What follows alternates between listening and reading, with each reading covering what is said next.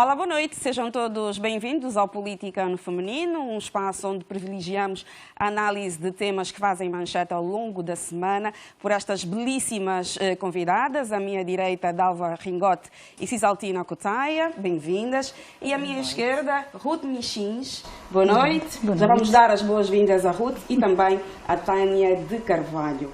Ruth, bem-vinda. Muito obrigada. Como é que foi a semana? Foi boa, boa, bastante dinâmica. E de resto, a vossa semana, como é que foi? Já vamos entrar para os temas, mas antes saber como é que foi a semana aqui das minhas convidadas. A minha semana foi fantástica. À semelhança da semana anterior, passada em família. Tive a oportunidade de desfrutar também os meus irmãos, não é? E mais uma família alargada. Está sendo uma experiência única, poder deliciar os meus filhos todos os dias, não é? Para mim, esta restrição é um ganho do ponto de vista de partilha com meus filhos. E, no essencial, muito bem, graças a Deus. Não, a minha foi tranquila. Eu estou a trabalhar a partir de casa, né? Porque essa coisa do teletrabalho às vezes é um bocado... É um desafio, não é? É muito desafiante, mas foi tranquila. Foi. A minha também fui fantástica, como eu digo sempre, né? A gente tem que fazer sempre acontecer coisas novas, mas estamos bem. Temos saúde, temos paz, o resto é com o tempo. Vamos começar a análise dos temas. A Procuradoria-Geral da República informou hoje que o Serviço Nacional de Recuperação de Ativos promoveu a entrega formal ao Ministério das Telecomunicações, Tecnologias de Informação e Comunicação Social da empresa Interativo Empreendimentos Multimédia Limitada, integrada pela TV Palanca, Rádio Global e Agência de Produção de Programas de Audiovisual, em virtude de ter sido constituída com fundos públicos. Na sequência, foi criada uma comissão de gestão da empresa Interativo Empreendimentos Multimédia Limitada, de que fazem parte Francisco José Mendes, como coordenador-geral, Zurema Rodrigues Dias, coordenadora da TV Palanca, e António Sebastião Lino, coordenador para a Rádio Global. Esta comissão de gestão, ora nomeada, dispõe de 120 dias para concluir as ações que visam a reestruturação da empresa, submetendo depois deste período um relatório final. Vamos começar por ti, Dalva. O que é que te pareceu esta medida? Rosana, eu penso que é uma medida cautelar, não é? Levada a cabo pelo Ministério Público, olhando para os pressupostos daquilo que foram a razão para que o Estado tomasse para si essa responsabilidade. E os titulares deste grupo, portanto, ainda assim continuam a beneficiar da presunção da inocência até que o processo seja transitado em sede de julgado. No que toca à comissão criada, eu penso que deverão elaborar um diagnóstico, tanto a este grupo, fazer avaliações econômicas e financeiras do grupo, para se determinar, então, quais são os reais ativos que a própria empresa detém, qual é o estágio atual do quadro do pessoal e tantos outros elementos que compõem a estrutura organizacional da empresa, e apresentar então ao Ministério de Tutela aquilo que deverão ser as sugestões para os caminhos que poderão então perseguir. Vamos aguardar, está na fase inicial, o Estado portanto, é o fiel depositário que, por sua vez, deu responsabilidade a uma comissão, que é composta pelos membros que acabou de mencionar, e vamos acompanhar o processo até que ele, tanto, seja concluído, e teremos, então, aquilo que deverá ser a verdade material após da sua tramitação em sede de um julgamento. Ruth, qual deve ser a principal preocupação desta comissão? Penso que está-se a cumprir o pressuposto da lei, mas o importante e o desejável é que se respeitem os direitos de todos os colaboradores. Tânia, tua opinião? Bem, para mim isso E eu ouvindo agora a Dalva, que é a pessoa que ultimamente a gente tem aqui no painel, que domina melhor as leis, deixa mais confusa e atônita, né? Eu tenho que reconhecer que devemos, sim senhora, elevar a nossa educação jurídica, a nossa cultura jurídica para perceber bem os trâmites. Porque eu acredito, e digo sempre, eu acredito na vergonha pública. Eu acho que as pessoas que prejudicaram de forma gravosa o Estado angolano, a medida de se receber, se não é uma medida final, então que não seja anunciada. Porque se tivermos que anunciar, eu tenho que saber que aquela pessoa que fez um mal grande ao Estado angolano e, consequentemente, ao povo, onde é que está, quem é. Porque é que nós, ultimamente, e inicialmente do processo de recuperação de ativos feitos ou com fundos públicos, inicialmente vinham os nomes publicados. Pela lei, talvez, agora os tornaram omissos, mas isso não me satisfaz. Enquanto cidadão, preciso saber que tratamento estão a ter as pessoas que prevaricaram, até porque eu sempre acredito que essas medidas são exemplares, para que os outros também não façam. Nunca se sabe se a pessoa que tirou fundos públicos para fazer esses meios, que agora estão a voltar sob tutela do Estado, está mesmo aí, também mais um dirigente e a gente te abraça e aplaude. Nunca se sabe. Eu acho que era ótimo sabermos isso. Cisaltina, foi um bom desfecho, se é que nós podemos olhar já para esta situação como sendo o desfecho deste caso? Bom, não sei, porque essas empresas, já aconteceu com o Grupo Mídia Nova também, né? Essas empresas passam para o patrimônio do Estado, né? Passam para a responsabilidade do Estado e depois é só saber a pertinência e a capacidade que o Estado vai ter de gerir mas essas empresas. Talvez uma medida mais adequada poderia ser encontrar mecanismos de fazer com que a empresa devolvesse o dinheiro ao Estado, e isso podia-se fazer por via da consignação dos lucros dessas empresas, porque são empresas que geram lucros com publicidade e outras coisas, não é? E o Estado se fazer pagar, não é?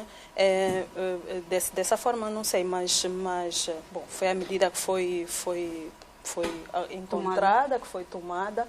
E vamos esperar o que é que essa comissão vai fazer em termos de relatórios, né? O que é que vai produzir e que conselhos ou sugestões vai dar para se dar seguimento, para se dar um melhor desfecho a essa situação. Mas eu acho que não sei se o Estado terá condições para gerir essas são duas e o que é que te faz dois grupos ter grandes. esta dúvida? Não, porque a gente vê o que já existe em termos de comunicação social, em termos de empresas de comunicação social, TPA, Jornal de Angola, Rádio Nacional, a gente já vê quais são as dificuldades que existem nessas empresas. O Estado tem dificuldades de garantir meios técnicos, de garantir uma série de condições. Por exemplo, o Jornal de Angola, nesse momento, tem uma tiragem diária que não satisfaz para toda a população, por exemplo, e isso demanda recursos. Nós vimos quando Sua Excelência, o Sr. Presidente, esteve a fazer visitas, mesmo aqui à TPA, nós vimos a lista de reclamações, não é, por conta da dificuldade financeira. Então, eu acho que acrescentar a essas empresas que já existem, mais esses dois grupos, talvez não seja a medida mais adequada, mas, como digo, é o que é, né? É o que é. Dalva, tens mais alguma coisa a acrescentar? Sim, gostava, assim, era se calhar para dizer que em sede do direito penal existe o princípio do segredo de justiça. E se partimos do pressuposto que as pessoas visadas ainda beneficiam do princípio da presunção da inocência. Isto aqui para responder a Tânia. Sim, para responder a Tânia. Penso que o recomendável será não divulgar até que o processo seja, portanto, concluído em sede de tribunal. E também para responder a Cisaltina, eu penso que está em curso, não é, o PROPRIV, o Programa de Privatizações, e que ele se encerra mesmo naquilo que nós chamamos a redução da presença do Estado na economia, e que estão elencados um conjunto de ativos públicos, não é, que vão passar para o processo de privatização nas diferentes modalidades. E eu acredito que não esses grupos também vão entrar. Acredito que esses grupos, sim, eu acho que aquilo que temos acompanhado do posicionamento do próprio Executivo relativamente aos grandes ativos econômicos que temos, eu acredito, após o diagnóstico feito, não é? Há um levantamento exaustivo que grupos técnicos devem incorporar nestas equipes, apresentam o estado de viabilidade da própria empresa, são remetidas em sede tanto de órgãos colegiais do país e poderão ir à privatização. É isso que se espera, eu penso que sim. Vamos esperar, né?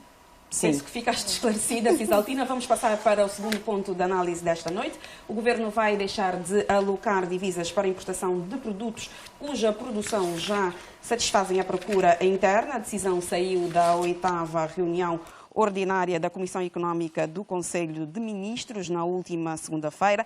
Na lista constam produtos como feijão, cebola, maçambala, maçango, batata doce, alho, cenoura e água engarrafada. O ministro da Indústria e Comércio disse em entrevista ao telejornal que esta é uma medida que foi concertada no âmbito de um trabalho conjunto que tem sido feito com os produtores. Eu pergunto-te, Tânia, se neste âmbito foi uma medida assertiva. Bem, ainda bem que a Rosana pega nesta frase, né, no âmbito do trabalho conjunto com os produtores. Eu penso que aqui há alguma dúvida. Repara que nós tivemos contato com a nota de imprensa no dia 24, segunda-feira, mas, no entanto, no dia 23, o Jornal da Angola teve como capa uma notícia muito importante que trouxe-nos ao público o Ministro da Agricultura, que dava conta que o país precisa de mais de 60 toneladas de fertilizantes. Que dava conta, inclusive, que nós temos disponibilizados verbas insuficientes para compra ou para acudir a essa necessidade. Que dava conta, inclusive, que vamos começar agora, vai arrancar o ano agrícola, agora o mês que vem, em outubro, ainda estamos em agosto, pronto, agora em outubro.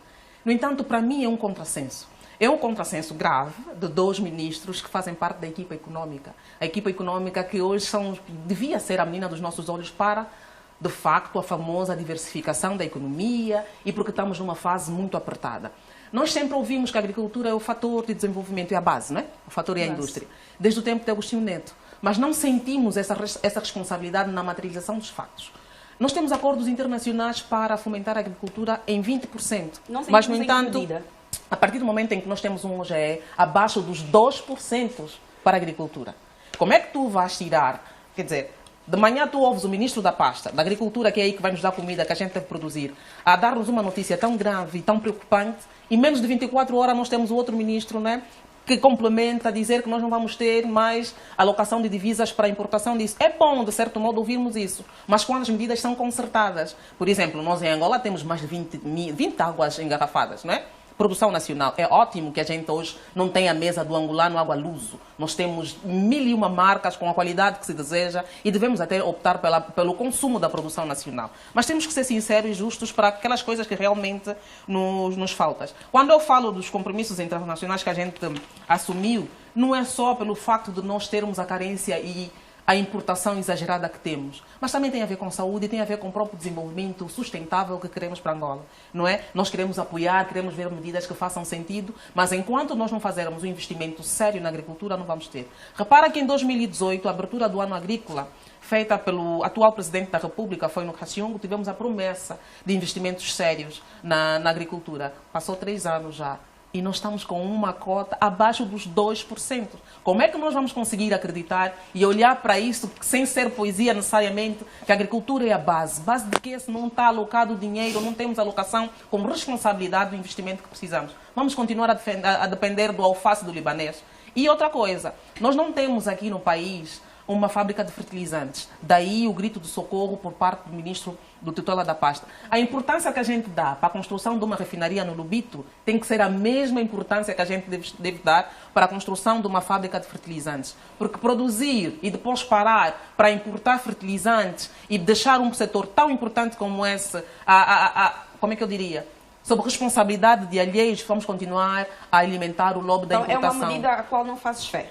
Não faço fé, não faz muito sentido, não, porque são menos de 24 horas, não é? E é uma desconcertação total de 2 ministros de uma pasta importante e não é bonito. Não é bonito nós vermos ministros de pastas tão importantes como essa, para um momento que a gente quer apostar na diversificação da economia, terem discursos muito distantes. Não é? Se há problemas, a gente não precisa sentir, o povo quer solução. Onde é que fica, por exemplo, o próprio ministro da Agricultura, que a gente não compreende a dificuldade, quando se elabora o OGE? Mas há uma questão que o ministro Vítor Fernandes tocou na entrevista ao Telejornal nesta segunda-feira, ao ser questionado pela Fernanda Manuel, o que é que se iria fazer com este dinheiro que, no fundo, se vai poupar. Ele diz que se vai alocar exatamente para os insumos, para ajudar os produtores, para se ver esta questão da produção industrial, fatores de produção como água e energia.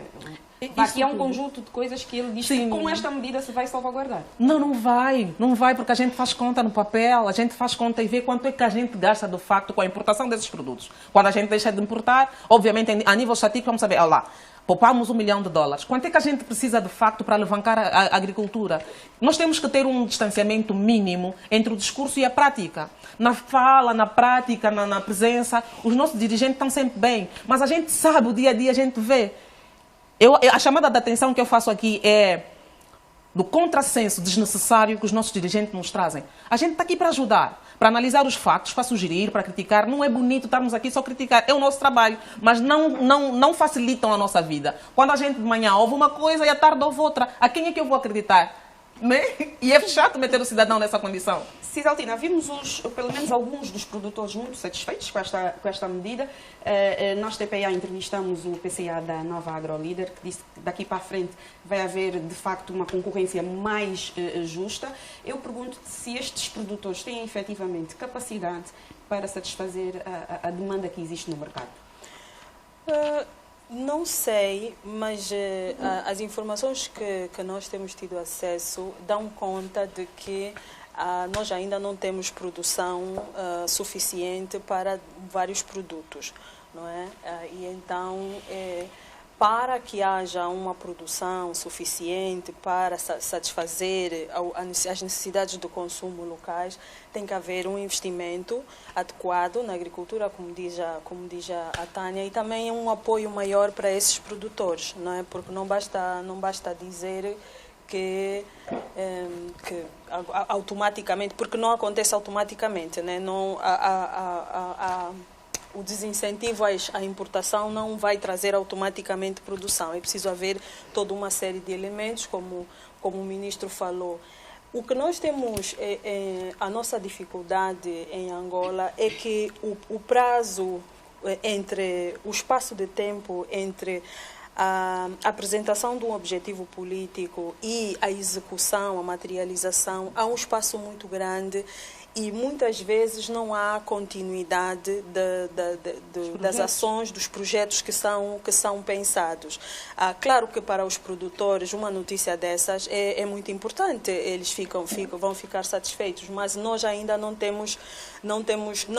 só não temos produção suficiente a nível de determinados produtos, mas nós também não temos ainda as outras condições que permitem que os produtos cheguem aos locais para o consumo suficiente. Não, o facto de nós importarmos muito, e várias vezes ouvimos quando pessoas ligadas a estes setores se pronunciam, não temos produção. Nós, por exemplo, temos produção suficiente de farinha de trigo, por exemplo. Nós não temos em Angola, mas as pessoas alimentam-se de pão, apesar do ministro ter sugerido a alteração disto, mas ainda é um produto que depende muito da importação. Para além disso, há produtos que, para serem produzidos, necessitam de matéria-prima que tem que ser importada. Portanto, isso tudo tem que entrar na equação. Não vamos só falar do produto acabado, mas de todos os elementos que contribuem para a produção deste produto. Mas quando o ministro diz que estas questões, efetivamente, aqui para a frente vão ser tidas em conta, uma vez que se vai poupar dinheiro, já se poderá investir nestas áreas. Isto é o governo assumir que as coisas poderão ser diferentes? Do ponto de vista... Pode ser, né? Pode ser, mas nós temos que ver isso na prática. Um exemplo poderia ser isto falando já mesmo também desta coordenação que tem que haver entre os vários setores do governo para que nós possamos compreender que há a interligação, que estão todos sincronizados. Por exemplo, podíamos já ver agora a nível do Orçamento Geral do Estado, por exemplo, uma alteração na alocação para a própria agricultura, não é? E nós não vemos isso. Ok, o ministro há este compromisso, e este compromisso também não é de hoje, né? O compromisso de aumentar a produção nacional, para reduzir a dependência, para criar trabalho, tudo isso não é um compromisso de hoje, não é só com esse ministro, é um compromisso que tem sido várias vezes reiterado. Claro que essa medida é uma boa medida, nós não estamos a dizer que a medida não é boa, a medida é boa, é uma medida que vai estimular, mas estamos a dizer que é necessário uma outra série de passos que devem ser dados para garantir que efetivamente aconteça esse resultado que o ministro espera, para lá do discurso. Ruth, poderemos assistir com esta medida o aumento da produção nacional destes itens que já foram aqui alguns deles anunciados e no futuro pensarmos em exportação em grande escala? Eu acredito que as medidas que foram tomadas vão exatamente servir para motivar e incentivar a produção nacional, por um lado, e por outro lado também a utilização de produtos nacionais na nossa dieta alimentar. Porque sabemos que, infelizmente, demoramos muito tempo para olharmos para o interior e estávamos a olhar para o Porto, conforme até nos apelou o saudoso presidente Agostinho Neto, que disse que tínhamos que olhar para o interior e não para o Porto. Estamos a olhar agora para o interior. Temos que terem atenção que, ao longo dos 3 últimos anos, houve uma redinamização do setor agrícola e pecuária, com a integração da agricultura familiar, também o aumento das áreas de produção e como também a intervenção do setor privado. Eu tenho estado a verificar que muitas das fazendas que estão agora a produzir não eram conhecidas um ano atrás e estão a produzir, inclusive, com material ou equipamento de ponta. Significa dizer que é possível. Angola foi construída pela agricultura. Quem construiu Angola e as grandes cidades no interior do país foi a agricultura, não foi o petróleo. Então, é possível porque o território continua o mesmo. Nós temos terras aráveis e somos um dos países africanos que tem mais água. Portanto, ao tomar essas medidas, não se pretende, digamos, permitir que as divisas sejam ou seja, a importação seja totalmente feita para alguns produtos. Isso é um processo gradual. Já temos produtos como a mandioca, as hortícolas, algumas frutas tropicais que nós temos muito à vontade e há essa capacidade de satisfação da necessidade das populações. Mas há produtos que naturalmente vão depender da necessidade e porque a agricultura também tem muito a ver com a situação climática. Se, por exemplo, o próximo ano não tivermos tanta produção de um determinado produto, vamos ter que importar. Por outro lado, o Estado também dá, digamos, espaço para o privado. Se o privado quiser, com as suas fontes, com os seus rendimentos, com as suas divisas, importar, pode fazê-lo. Aí caberá o consumidor escolher entre o produto nacional e o produto importado. Mas o que se pretende efetivamente, e o resultado será esse, o valor que vai ser reservado desta redução da importação vai ser remanejado de certeza absoluta para que efetivamente possamos criar condições para melhorarmos, por exemplo, as estradas terciárias, para criarmos mais associações de produtores, de comerciantes, para redinamizar o apoio e assistência às pequenas e grandes empresas agrícolas. Então, há um conjunto de fatores, porque além disso há outro aspecto. A agricultura tem que ser vista como um setor produtivo e com outro setor como um setor social. A necessidade de criarmos condições para o desenvolvimento rural vai também ser um incentivo à própria produção. Os camponeses terão condições, os serviços que estiverem lá vai incentivar que haja maior produção. Inclusive para a agricultura familiar. Naturalmente. E porque também quem abastece o mercado alimentar em Angola é a agricultura familiar. Dalva, a presença de produtos importados nesta categoria que já falamos, nestas categorias que já falamos, inclusive também na indústria de produtos de higiene, de alguma forma criaram uma concorrência, foram um entrave para os objetivos e os desígnios dos produtores nacionais? Rosana, olhando para a situação do nosso país, e conhecendo um bocadinho a estrutura empresarial, o negócio do trading em Angola é maioritariamente dominado por cidadãos estrangeiros residentes em Angola. Estamos a falar de libaneses, mauritanianos, indianos, senegaleses e tantos outros, que, por sua vez, detêm empresas angolanas, de direito angolano, mas com uma função de trading intensivo, não é? E estamos a falar de grupos de empresariais como Zara International Trading, estamos a falar da New Alco Group, estamos a falar da Angualizar, portanto, um conjunto de empresas que, na realidade, eu penso que fazem parte dos grandes lobbies do negócio. E, para além dos produtos que acaba cá de elencar, não é? E tantos outros, existe tanto aqui um desafio muito grande por parte dos nossos empresários em competir, não é? Aqueles de produção nacional, eu quero cá referir, em competir com os produtos importados e que muitas vezes, dado a sua origem, têm as mesmas qualidades e padrões. É verdade que, do ponto de vista tanto das preferências de bens, cada cidadão tem o direito de poder optar o produto que lhe convém.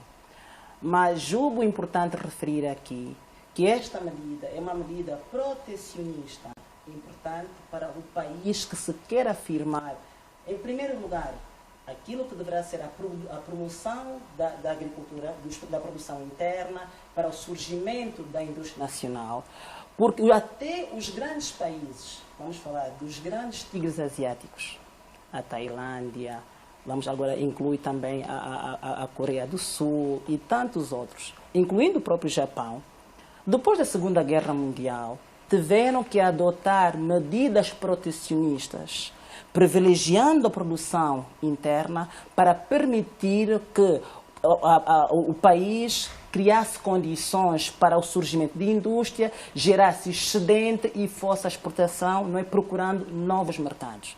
E de uma forma muito mais alargada, vamos olhar para a grande democracia do mundo, os grandes conflitos existentes entre os Estados Unidos da América e a China, derivam também das medidas protecionistas. Portanto, esta medida é muito importante porque Angola tem que começar a valorizar. Os produtos importados foram, de facto, um entrave para os produtores nacionais. Claro. Eu não diria um entrave, é o princípio de concorrência, não é? Mas era uma concorrência leal? Mas não, é a questão que te faço. Não, eu não compreendo, do ponto de vista de lealdade, quando o país não tem condições de produzir. Ou não tinha. O que nós podemos olhar é fomentar o surgimento. O mercado tem que ser estimulado no sentido de fazer surgir estes segmentos diferentes de negócios.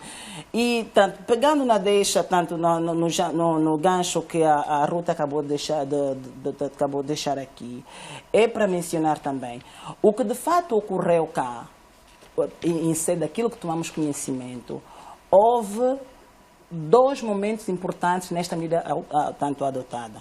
Por um lado, foram identificados um conjunto de produtos que têm uma visibilidade pela sua capacidade instalada, porém a sua produção total não responde ou não corresponde às necessidades nacionais do mercado. E para esses produtos foram estabelecidos tanto critérios de importação parcial. A cebola, o tomate, o alho, esta é a importação parcial. O gap que eventualmente será gerado pelo mercado, o executivo vai criar cotas para permitir que a diferença seja importada. Esta é uma perspectiva. A segunda perspectiva, há também produtos que, por um lado, têm a capacidade instalada suficiente e que o país também produz esses bens. A banana, por exemplo, esse tem a restrição total.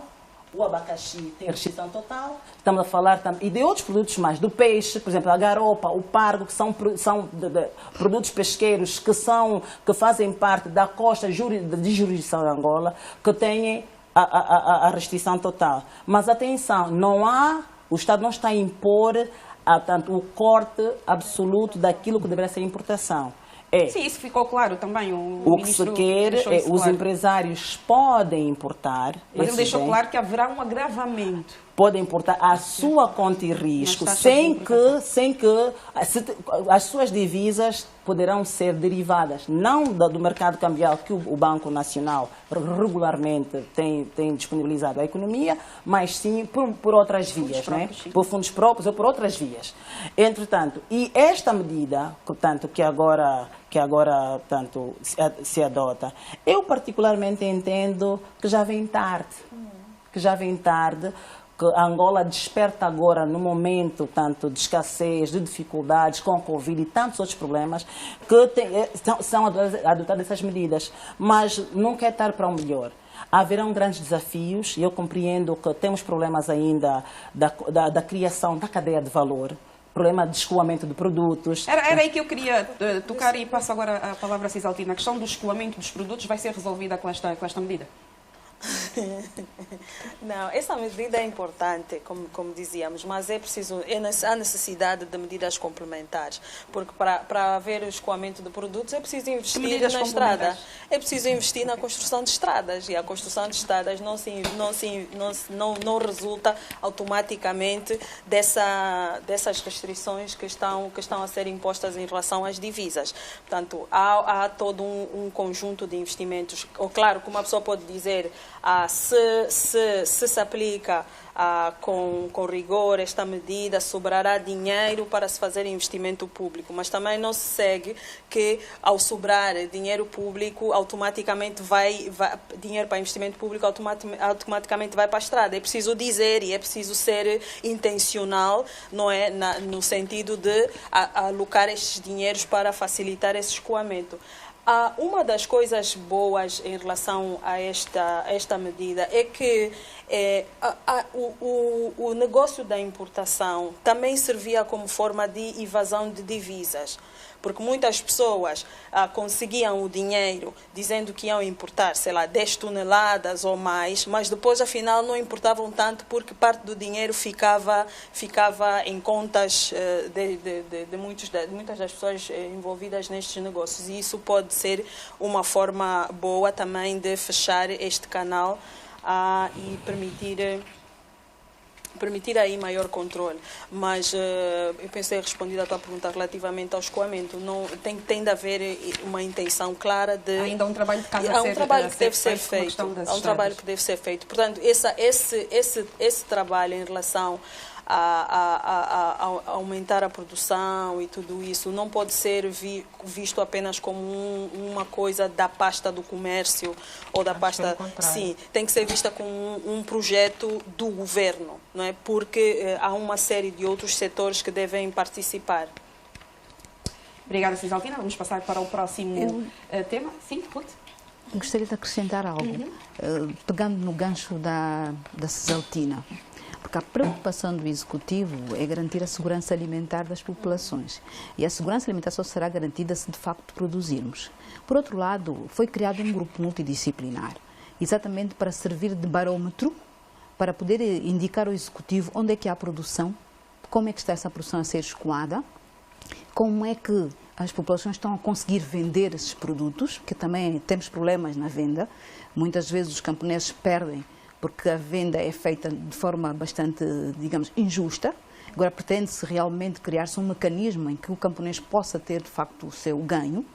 Mas também, entretanto, temos que olhar para o PIM. O PIM, em muitas regiões, está a reconstruir as estradas terciárias. Portanto, há um conjunto de serviços que estão sendo criados que culminarão com o apoio à agricultura e o apoio à população rural.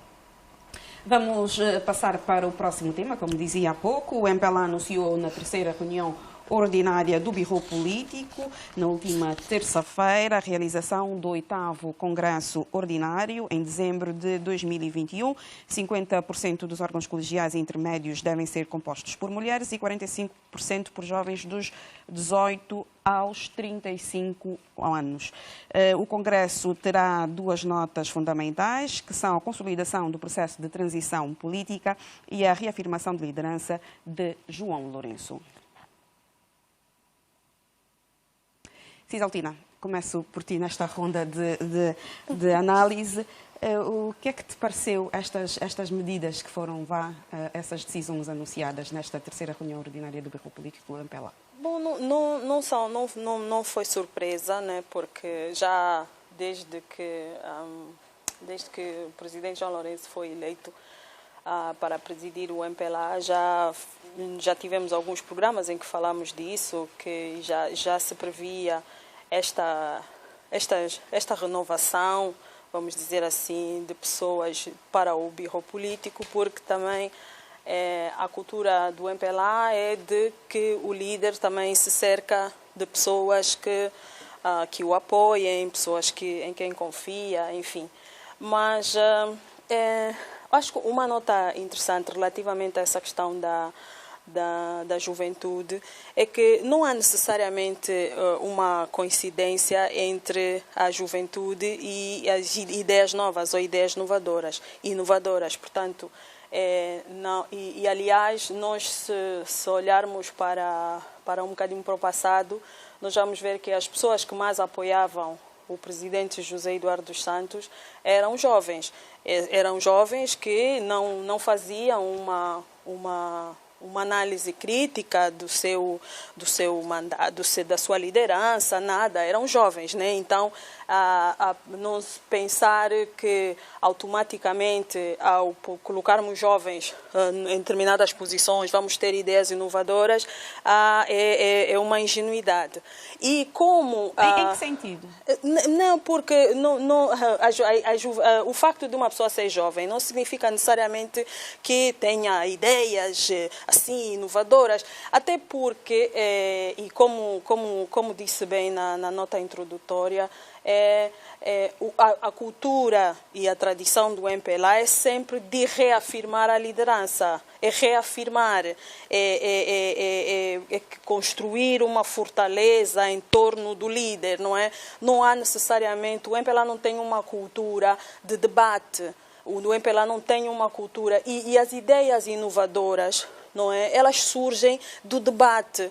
Quando há confronto de ideias, quando há uma possibilidade para as pessoas a falarem, é daí onde a gente vê ideias e aproveita. Mas lá onde não existe... Congresso deveria haver a multiplicidade de candidatos, por exemplo, à liderança. É isso que quer dizer? Isso e outras coisas. Então, pronto, é isso. Aliás, nós vemos algumas pessoas que se posicionam, algumas pessoas públicas que falam disso, né, de alguma decepção que têm em relação a determinados jovens que depois foram projetados e que não responderam. Porque uma coisa interessante sobre o MPLA é que nos anos 60, né, quando muitas das pessoas que se juntaram ao MPLA eram pessoas que até já tinham condições sociais, condições de vida estáveis, né, e deixavam os bens materiais para seguir os ideais que o partido representava. Hoje nós vemos uma inversão disso, né? As pessoas juntam-se ao partido em busca de bens materiais, vão atrás e não necessariamente porque acreditam num ideal e que estão no partido para fazer política e trazer isso. Então o partido se transformou numa plataforma, a militância transformou-se numa plataforma, num espaço onde as pessoas se realizam materialmente e não já onde cultivam ideias e bens. É uma questão pública. Sim, isso é uma questão pública. Isso, as pessoas sabem que para ascenderem precisam militar e precisam, ao militar, não confrontar, apoiar sempre, evitar, enfim. Então, pronto, nesse sentido, se não há essa alteração do ponto de vista de haver debate e permitir que as pessoas realmente se expressem e que essas lideranças, as pessoas sejam identificadas por via do que trazem para o partido. Porque o que acontece é mesmo quando há, e também já houve em 79, né, já houve uma reforma do Bureau Político, enfim, pessoas que saíram e para entrar outras. Geralmente, essas pessoas são identificadas por quem já está lá. né? Epá, põe o meu, põe esse, porque esses aqui depois é que vão dar sangue, como dizem os miúdos na rua, vão dar sangue ao chefe. Então, vamos agora ouvir a Tânia. Tânia, esta questão da consolidação do processo de transição política que está na agenda deste 8º Congresso Ordinário do MPLA acontecer em dezembro de 2021, o que é que te diz? Bem, primeiro deixa-me manifestar o meu contentamento, né, se assim podemos considerar, com o facto do Bureau Político do MPLA ter, mais uma vez, reconhecido, não é, José Eduardo Santos como uma figura incontornável para a história. Não já iremos chegar à questão de José Eduardo Santos, sim, mas também faz parte quero, deste por favor, tema. estou só a reconhecer um facto para poder responder. Mas vou-te deixar gastar todas as tuas ideias quando for à altura. Obrigada. Tânia, não me vou esquecer disso, mas gostaria que entrássemos para esta questão mesmo dos pontos fundamentais. Muito obrigada, mas felicitar um facto público também era. Mas já como temos vais voltar ao assunto. Sim. Olha, em 2016, nós também tivemos umas promessas por parte do antigo presidente do próprio partido, que na verdade não foi reformular, foi alargar, né? Tivemos um alargamento em 2017 também com o último congresso, tivemos um alargamento e agora avizinha-se outro. Na verdade, as reformas que se pretende, e porque a gente tinha, eu não diria obrigação sine qua non, mas até, vá lá, enquanto cidadão, enquanto estamos a exercer o nosso direito de cidadania, acompanhar a vida pública e até interna do partido, porque é um partido governo. Aliás, é um partido como tantos os outros que têm assento parlamentar, que é sustentado com os fundos públicos, não é? E eu estava a tentar dizer que a reformulação não é o alargamento, não é entrar mais. O que me satisfaz aí, e por ser mulher, é ver o aumento significativo de mulheres na frente, na linha, em lugares de destaque, em lugares intermédios. Isso, para mim, é um sinal, claro, positivo. O facto de termos uma militante agora indicada, quanto aos pontos positivos, jovem, que até nem faz parte da elite clássica, se assim quisermos considerar. Estás a falar da indicação de Joana Tomás Estou a falar da indicação geral da OMA. Sim, estou a me referir a isso. Também tem o facto de ser jovem, o facto de não ter aquela ligação que nós temos visto, por exemplo, para outros casos de indicação, é um aspecto positivo. Não faz parte mesmo da família clássica, talvez tenha a militância que tem uma vida fora das telas para nós, não se conhece as atividades e as práticas políticas. A gente conhece Joana Tomás pelo trabalho profissional que exerce. Na vida política é completamente desconhecida, isso é uma inovação. O aspecto positivo para mim aí é que, assim como fez a UNITA, não é ter mais de uma candidata. Eu acho que quando se indica, mata aquela presença da democracia de facto. A indicação é o que nós estávamos a discutir em off, não dá aquela qualidade de eleição, de escolha dos próprios militantes. É a vontade, acaba transparecendo ou parecer ser a vontade do chefe e ponto. Não é para um partido tão forte, tão presente na vida do cidadão como o MPLA, que até quer apostar no jovem quer trabalhar para o amadurecimento da própria democracia, que começa fundamentalmente ali também. Esse é um aspecto negativo que contrasta... Questiona-se aqui a democratização do próprio MPLA? Sim, questiona-se muito. Primeiro é que quando a gente fala da OMA, assim como a gente fala, tem um impacto diferente na vida das mulheres angolanas. Não é? Não só pelos anos de história do partido, mas pelas lutas sociais que a mesma ligação, que a mesma cláusula representa a nível nacional. Não é? Hoje, quando a gente ouve falar, por exemplo, de violência doméstica, por mais que temos a Lei 8, por mais que temos outras instituições, a OMA assumiu essa causa como sua. A OMA tem a possibilidade, pela força do partido que tem, assumiu a causa como sua, mas as outras instituições também fazem o seu trabalho, fazem as suas coisas, isso é verdade. E interessa-nos, enquanto mulher, ver as coisas de frente. Mas não é bom quando a gente vê esse contraste com a indicação. Eu acho que se queremos uma democracia, os militantes têm o direito de escolher, mas na verdade, o perfil de Joana Tomás pode vir a fazer a diferença? O que eu acabei de dizer, o que a gente conhece aqui de fora de Joana Tomás são os seus feitos profissionais, enquanto jornalista. Se me perguntar o que é que acha das suas... político, que pensa o pensamento político não é divulgado, isso eu não conheço. Quando a gente diz que não conhecemos os feitos, os atos políticos, é por aí. Eu nunca vi uma Joana Tomás na militância, nas lutas que o pessoal da Jota, por exemplo, faz. Eu conheço Joana Tomás apenas das grandes reportagens na TPA. Não é? Este é um grande facto. Então, estou limitada, completamente limitada, a ter qualquer aspiração, qualquer expectativa política relativamente a alguém que é completamente desconhecida para mim.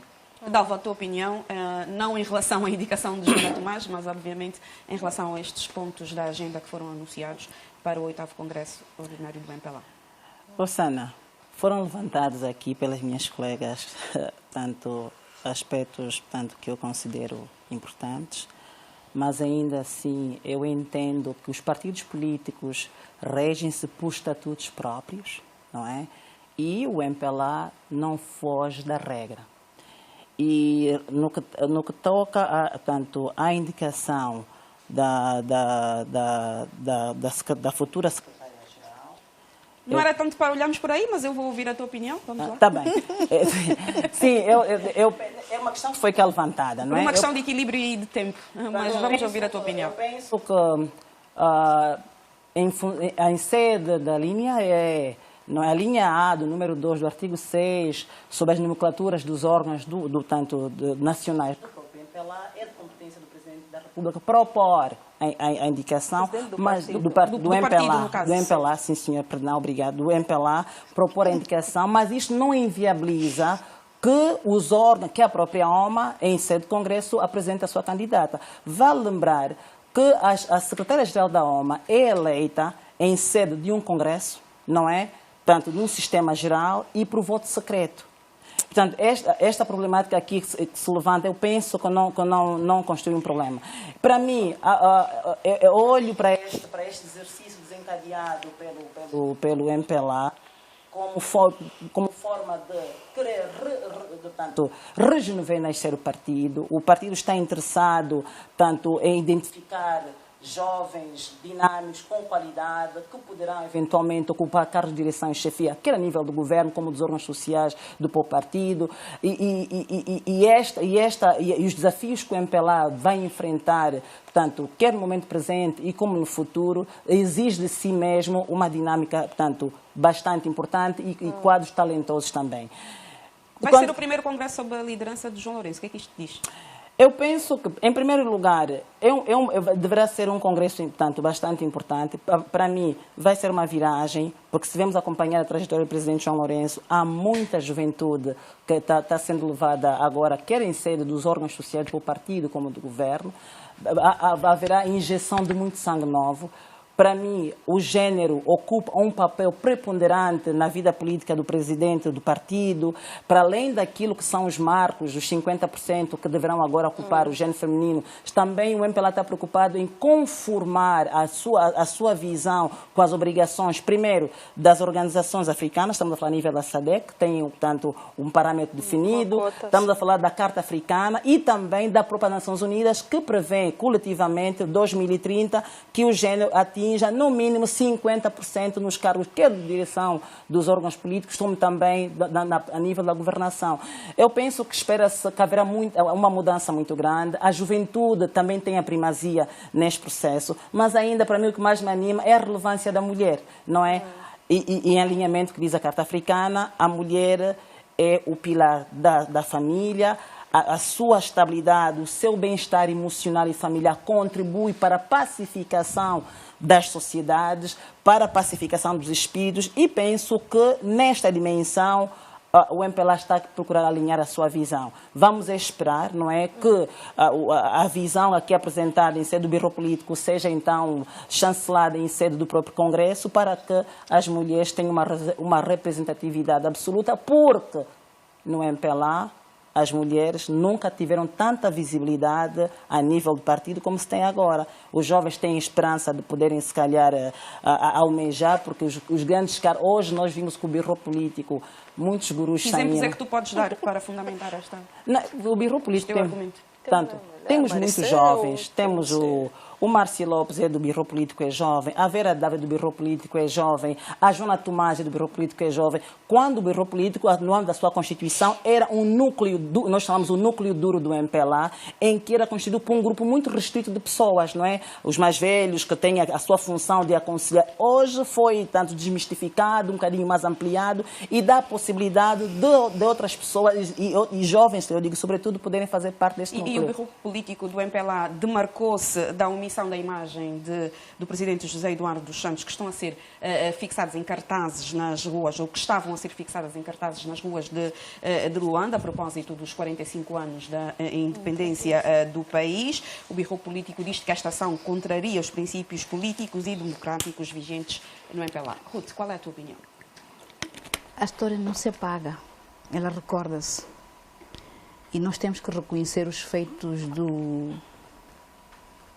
presidente José Eduardo dos Santos, que ao longo dos anos mais difíceis, emérito, exatamente, que ao longo dos anos, dando a sua juventude para o país, conseguiu fazer o que fez, efetivamente sempre na perspectiva de manter a coesão e a unidade nacional. Portanto, é lícito a atitude que o República teve em fazer referência que demarcava-se, mas também era bom identificar quem teve a iniciativa de ter, digamos, se nos permite, desprezado esse facto,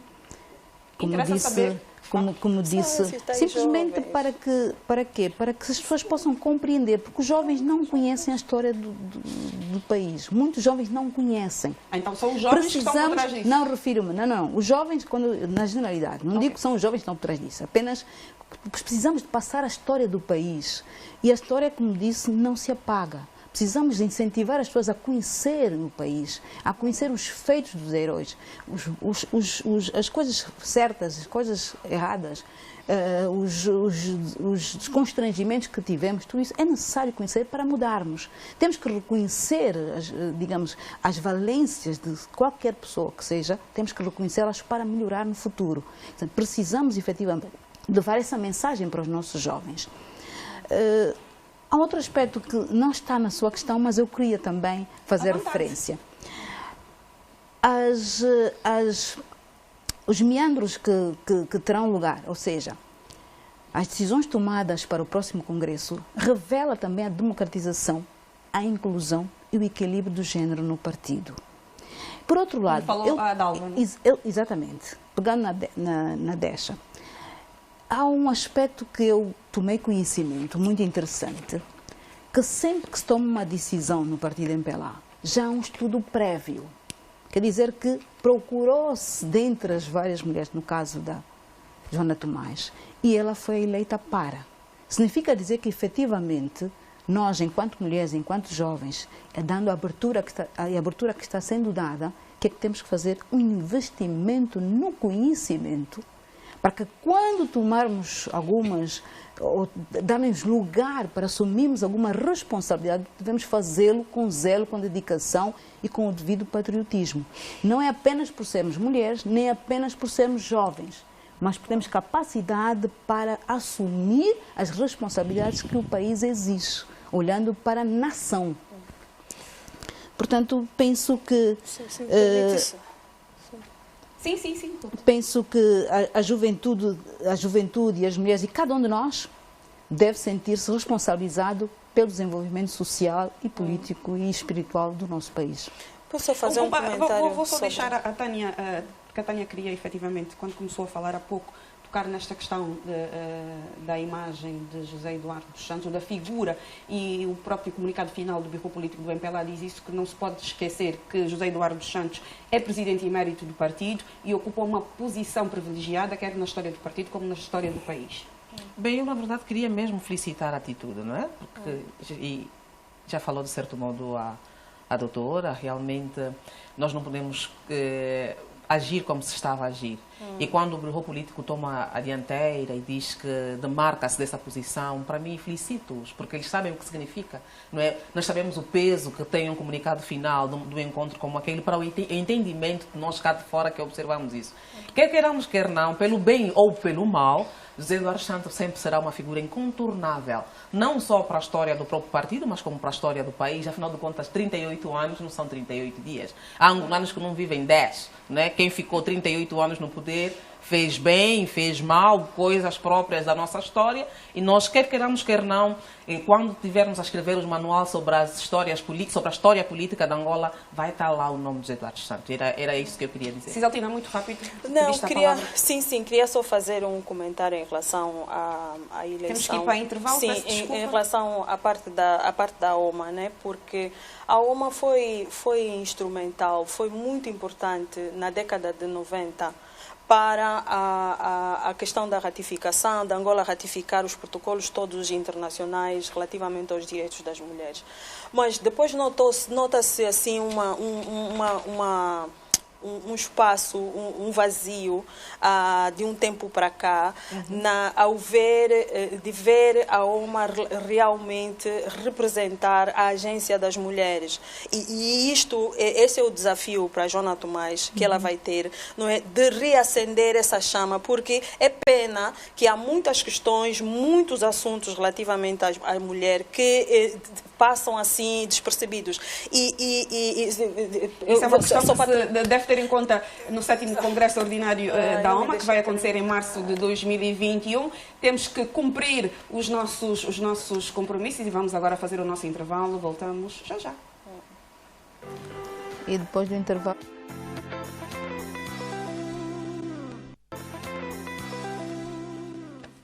Uma vez mais, boa noite e bem-vindo ao Política no Feminino. Esta é a segunda parte. Já estivemos a analisar 3 temas no início deste programa e vamos agora analisar mais outros 2 temas. E esperamos que você que está aí desse lado nos continue a acompanhar. Vamos agora falar de uma crise que surgiu esta semana no seio da FNLA. Lucas Ngonda suspendeu o secretário-geral Pedro Dalla por alegada traição e nomeou Aguiar Laurindo para interinar. Segundo Lucas Ngonda, Pedro Dalla não está alinhado com aquilo que é a sua estratégia e está a programar uma ação para destituí-lo junto de alguns membros do partido.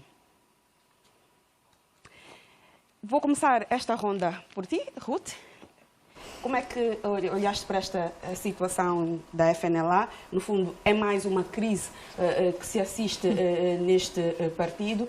Pedro Dalla diz que, efetivamente, Lucas Ngonda, sempre que é confrontado com a questão de eleições, toma essas posições menos normais, ou estas posições anómalas. Devo dizer o seguinte, todo partido político, organização social ou comunitária tem uma responsabilidade social perante a sociedade e perante os cidadãos. E a FNLA também não foge à regra, sendo um partido político. E, de facto, pelo histórico da FNLA, percebemos que não foi um bom exemplo. A atitude foi de que não há democracia, não há união e coesão na própria equipe da FNLA. Então, sendo que há responsabilidade social, nós temos que passar a mensagem enquanto partido, qualquer organização social, de educação, de valor e princípios cívico-morais. Penso que aí houve algum atropelo da norma e dá uma impressão muito negativa para a sociedade.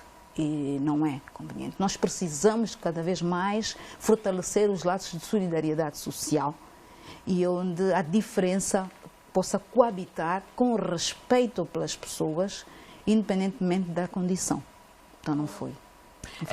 Dalva, ficou-se a saber que os membros do partido presentes nesta conferência de imprensa foram todos pegos de surpresa, não sabiam que aqui ia acontecer e foram unânimes em dizer que Lucas Ngonda está a violar os estatutos do partido e que, principalmente, ao dizer que se vai recandidatar.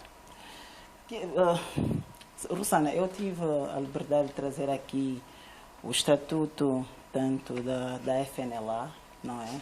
Foi publicado em Diário da República, na 3ª série, número 130, e que no seu artigo número 33, sobre a eleição do secretário-geral, estabelece, e passo a citar: o secretário-geral é eleito pelos seus pares do Comitê Central na primeira reunião deste, na base de apresentação de um candidato proposto pelo presidente eleito e um outro independente que concorrem ao mesmo cargo.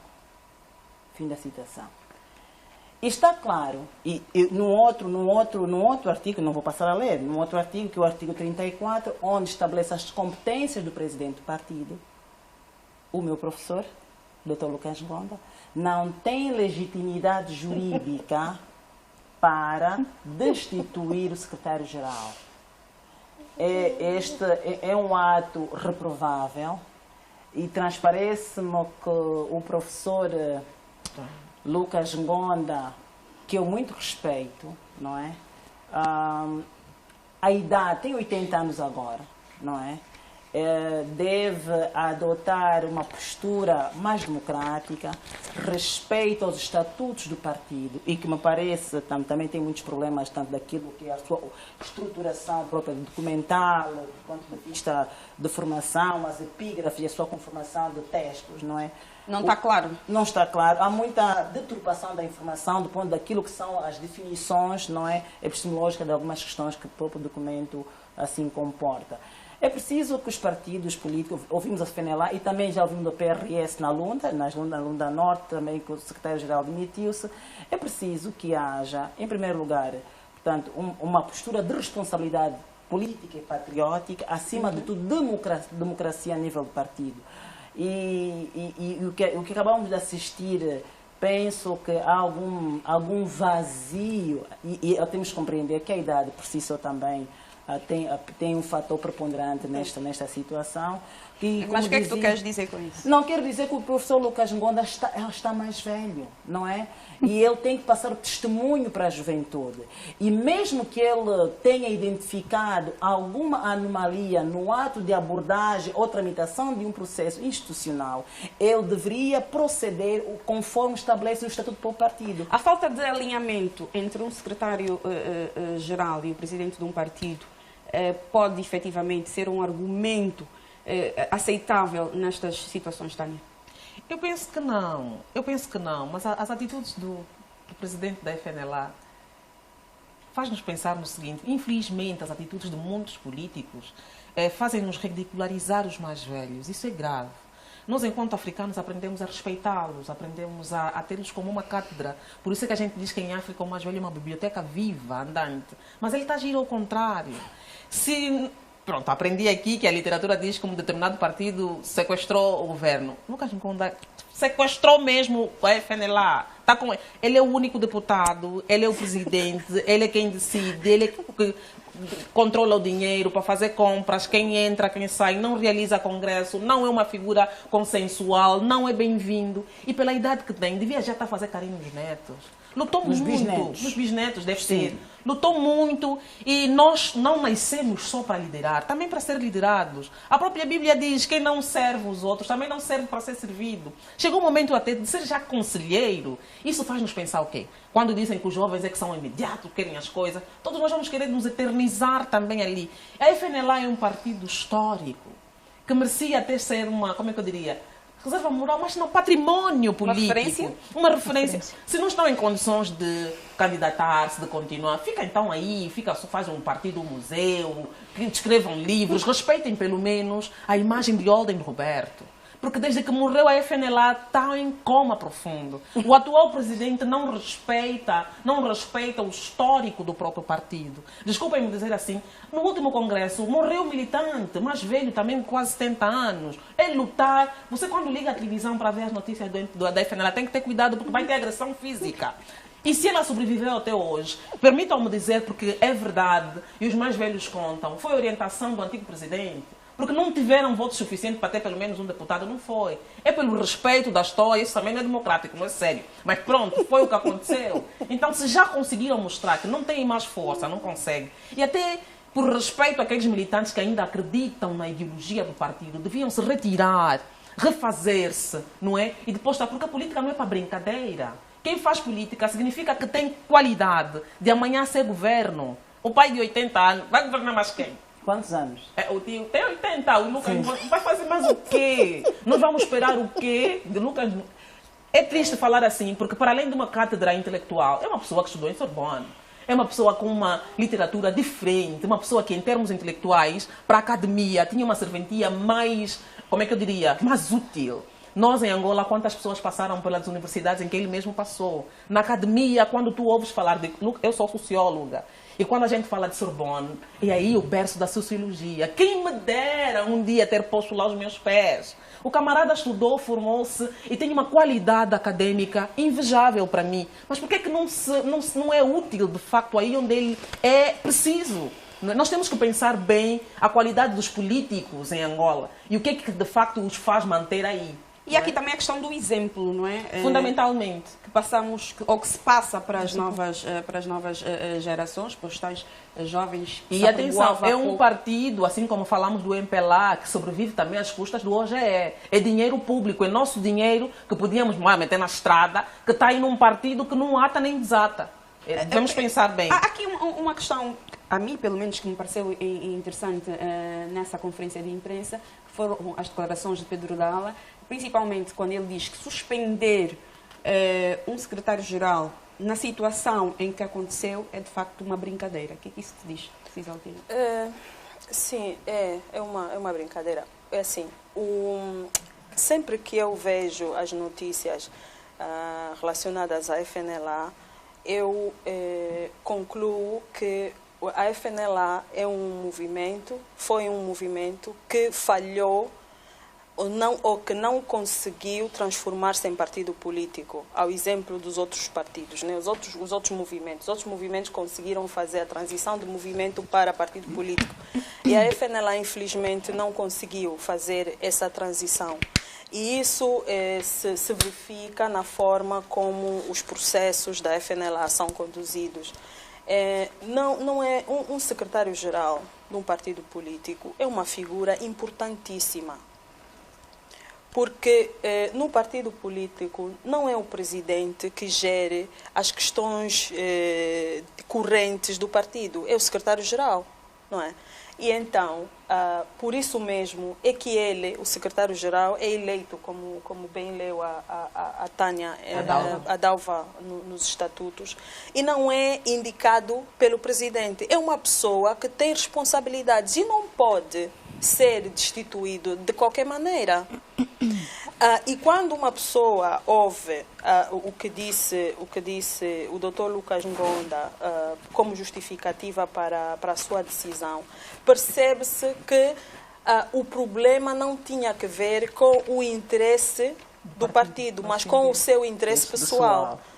Já não está de acordo com a minha estratégia. Suspendo o meu secretário-geral, foi assim que falou. E então,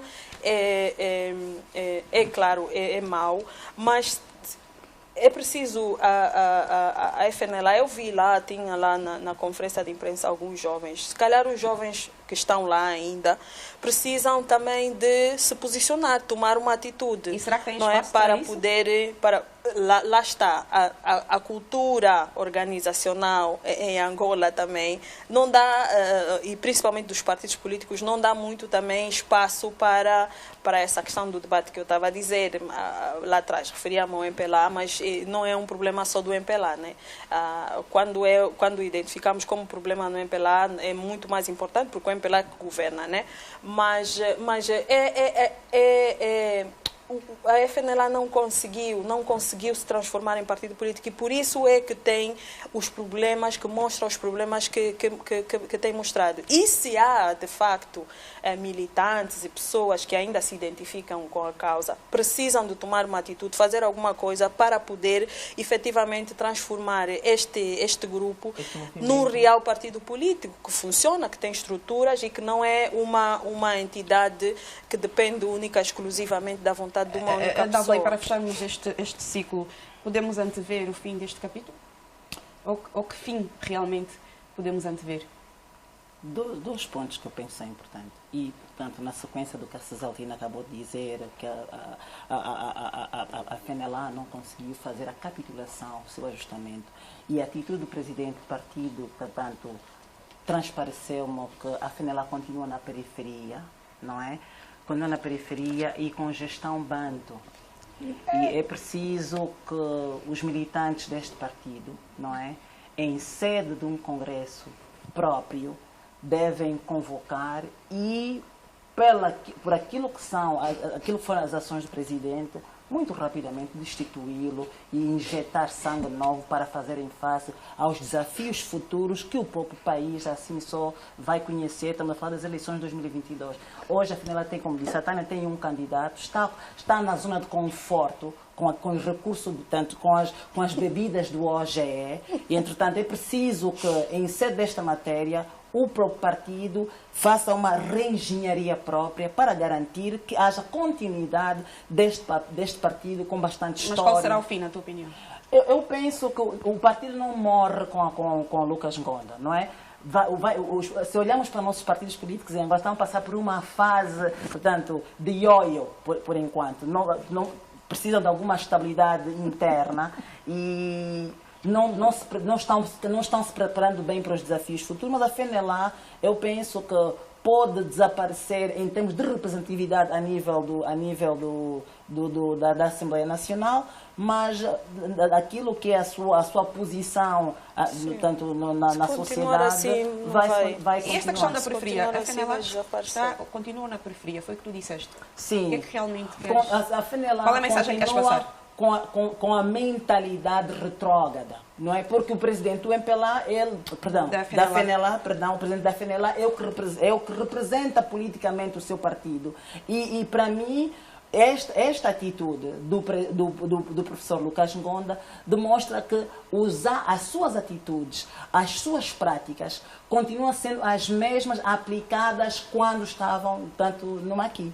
Obrigada, Dalva. Temos ainda mais dois temas para analisar. A nova lei de base do sistema de ensino vai acabar com a monodocência na quinta e sexta classes. No ensino superior, os reitores passam a ser eleitos pelo Conselho Geral. O Ministério da Educação, no caso aqui, vai ainda implementar o projeto de escolas de referência com a participação das comunidades. Estas medidas foram aprovadas na sexta reunião da Comissão para a Política Social do Conselho de Ministros. Tânia, começo por ti. Como é que viste? Vamos olhar agora para a questão da monodocência e depois então passamos para a eleição dos reitores que passam a ser eleitos pelo Conselho Geral. Em relação à monodocência, como é que olhas para esta decisão? Bem, nós voltamos à primeira forma, não é? Na verdade, também não deixa de ser o cumprimento de uma orientação superior. Quando eu falo orientação superior, na voz do próprio Presidente da República, depois de ter visitado algumas escolas e ter notado alguns estudantes que mal sabem escrever. E também não só por isso. Aliás, o barômetro fiel dos resultados daquilo que era ou é a reforma que a gente se refere, leva a própria instituição a tomar algumas atitudes. Porque, assim, a nível de formação de professores, nós temos magistérios com capacidade de formar quadros para a instrução primária.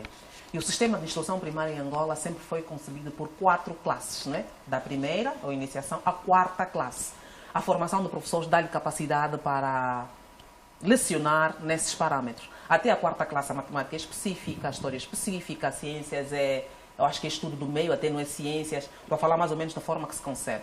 Se no magistério tu não concebes ferramentas a um professor para lecionar a 5ª e 6ª classe, tu não vais ter êxito. Não é? O que é que se fez com a reforma? A reforma tentou, vamos lá, casar com o sistema internacional. O que é que acontecia? Os nossos estudantes que saíam de Angola, as crianças que saíam para estudar lá fora, chegavam com um certificado de ensino primário concluído. Mas, na verdade, o ensino primário lá fora são 6 anos. Não é? Por isso é que dizem, os que saem de Angola mal sabem, têm o 4º ano de instrução primária. Os de lá de fora têm o 6º ano. Quem está na 6ª classe tem 8, 9 anos por ali, não é? Quem está na 4ª classe tem muito menos. A habilidade, a condição física, a condição motora, a capacidade cognitiva, todas essas valências também são outras. Como é que um professor que se formou para dar aulas até a 4ª classe vai dar educação física? Não sabe quais são os exercícios da criança. Vai dar estudo do meio, vai dar educação plástica e visual, não é? E outras disciplinas. Nós estávamos a remar contra a maré. Não dotamos os professores de capacidade para tal e metemos a fazer uma coisa quase que inexistente. Houve estudo piloto, deixou de haver, não sei o que, haver outras qualificações, mas os magistérios não formavam os professores para as habilidades, não davam habilidades aos professores para as responsabilidades que lhes eram atribuídas. Voltamos à primeira forma. A pergunta que se faz é, a nível de documentos, como é que nós estamos? Como é que nós estamos a desenhar o plano curricular doravante para a formação de professores, de facto? Qual vai ser o desfecho? Para mim é uma mais-valia. Aliás, há muitos estudos a serem feitos. Há muita coisa a ser produzida. Os quadros da educação têm já estudos que a Cisaltina conhece bem, já falamos aqui, um deles, não é? Que foi ao próprio diagnóstico do resultado da mesma reforma. No entanto, aqui não há muito para ser dito. É só conformar as coisas como elas são. Tu não vais dar um professor para lecionar numa classe que ele não tem habilidades, não vai ter resultado. E os erros que nós cometemos com esta prática vão ser sentidos ainda durante mais alguns anos. Durante pelo menos os próximos 10 anos, nós vamos ter a fatura pesada desta reforma. Ruth, a Ministra da Educação, Luísa Grilo, diz que vai-se trabalhar na regulamentação desta decisão, vai-se reestruturar os currículos e vai-se formar os professores. Olhando para aquilo que disse a Tânia em relação à formação de professores, até que ponto é que isto é uma questão que é, de facto, preponderante nesta decisão? É crucial. É crucial porque tudo está à volta exatamente, gira em torno do professor. Se o professor não for bem qualificado, não ter as competências e o conhecimento das áreas que envolvem a monodocência, não vai dar resultados positivos. Significa dizer que precisamos de investir cada vez mais no professor. Mas o investimento também acarreta valorização. Porque se o professor não for valorizado, eu faço-me compreender, tem que ter condições de trabalho, tem que ter até a condição social do professor, tem que ter resposta positiva, tem que ter serviços sociais na comunidade. Ele não pode estar a dar aulas na comuna e tem que ir à cidade buscar o seu valor, o seu salário. Já vai acarretar 2, 3 semanas que ele fica e depois não vai poder cumprir com o programa escolar. Ele não pode dar aulas precisar de dar aulas de física e não ter um laboratório, por exemplo, digo, os professores na generalidade. Então, significa dizer que, de facto, precisamos de formar e precisamos de pensar que o professor da base, o primário, é o especialista mais importante, para que, efetivamente, a criança possa adquirir competências e habilidades para dar continuidade às outras classes. Esta questão da formação foi algo que foi preterido.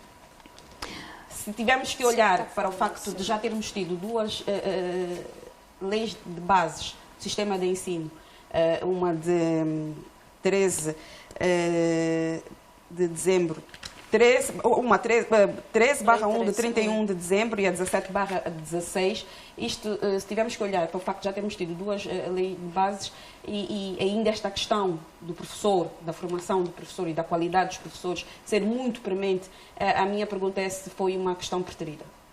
Eu não considero preterida, se calhar foi mal enquadrada, por causa dos contextos.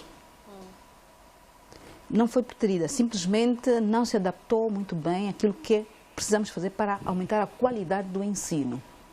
E queríamos era a quantidade. Houve épocas que queríamos a quantidade e não a qualidade.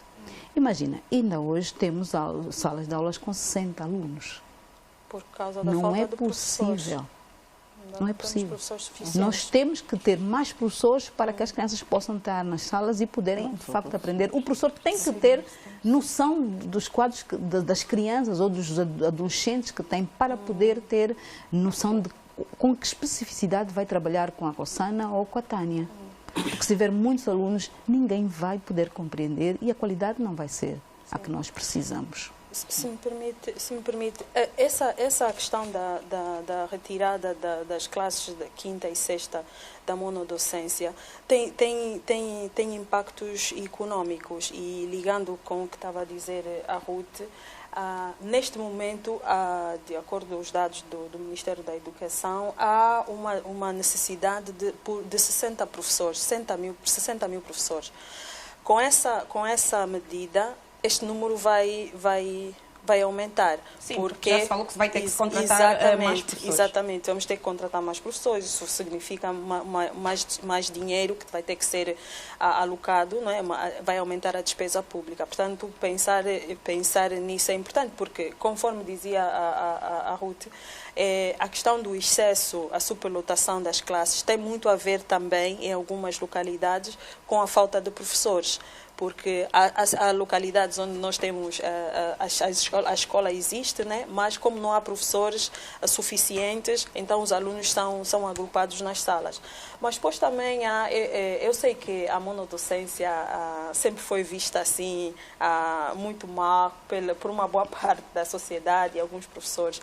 Mas há alguns exemplos interessantes relativamente à monodocência. Boa parte do problema e isso até foi identificado mesmo pelo estudo de avaliação da reforma, tem a ver também com a questão da implementação, né?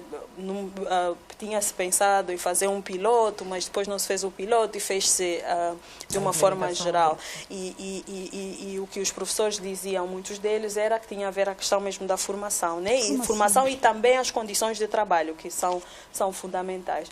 Mas há alguns dados positivos, no sentido de que a continuidade do professor com um determinado grupo de crianças até a sexta classe, permitia criar aí uma relação que fazia com que, mesmo quando os estudantes as crianças tivessem problemas familiares de que depois se refletiam no seu desempenho escolar, o professor tinha já criado uma relação tal com a criança que facilitava ajudar nessa resolução.